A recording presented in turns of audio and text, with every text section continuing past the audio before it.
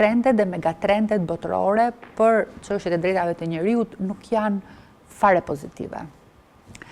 Më duhet të them se pas Covid-i, dhe Covid-i ishte një nga ato, të themi, pandemi dhe emergjencë globale që shënoi drejtat e gjithëve ne. Por, nga ana tjetër, i bëri shtetet të mendojnë se të tëra kufit e kompetencave të tyre, të fuqive të tyre, mund të mos ekzistonin.